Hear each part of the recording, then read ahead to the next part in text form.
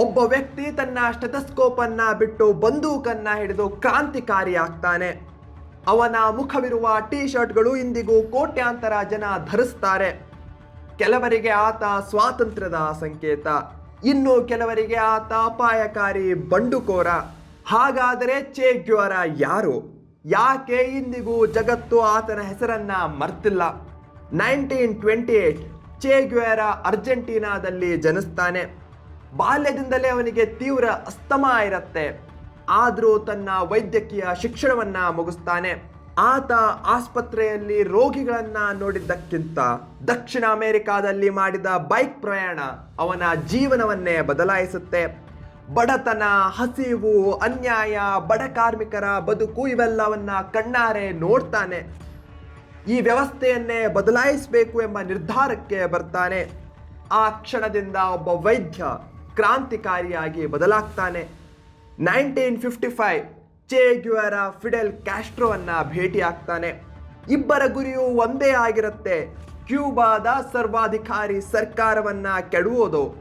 ಕಾಡುಗಳಲ್ಲಿ, ಹಸುವಿನಲ್ಲಿ, ಗುಂಡಿನ ಮಳೆಯಲ್ಲಿ ಅವನು ಹೋರಾಟವನ್ನ ಮುಂದುವರಿಸ್ತಾನೆ.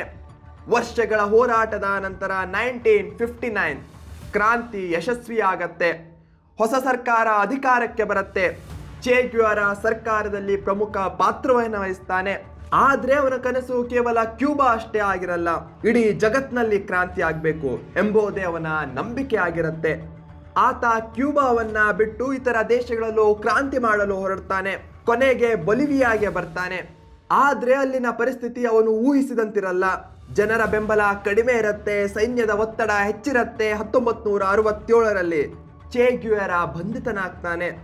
ಮರುದಿನ ವಿಚಾರಣೆ ಇಲ್ಲದೆ ಅವನನ್ನ ಗುಂಡಿಕ್ಕಿ ಕೊಲ್ಲಲಾಗತ್ತೆ. ಆದ್ರೆ ಅವನ ಸಾವಿನಿಂದ ಅವನ ಕಥೆ ಮುಗಿಯಲ್ಲ. ಅಲ್ಲಿಂದಲೇ ಅವನು ಒಂದು ಪ್ರತೀಕವಾಗಿ ಬದಲಾಗ್ತಾನೆ. ಇಂದು ಚೆ ಗ್ಯುವೆರಾ ಅವರ ಫೋಟೋ ಜಗತ್ತಿನ ಅತ್ಯಂತ ಪ್ರಸಿದ್ಧ ಚಿತ್ರಗಳಲ್ಲಿ ಒಂದಾಗಿದೆ.